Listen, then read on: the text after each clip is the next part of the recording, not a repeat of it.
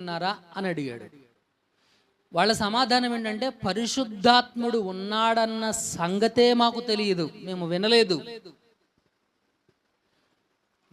అని చెప్పారు.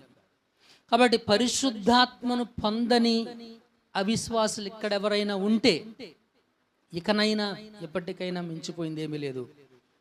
ఇప్పటికైనా క్రీస్తుని విశ్వసించండి, దేవుని ఆత్మను పొందుకోండి. దేవుని ఆత్మ లేకుండా, ఆత్మ సహాయం అనేటువంటిది లేకోకుండా ఈ లోకాన్ని, పాపాన్ని నువ్వు జయించలేవు.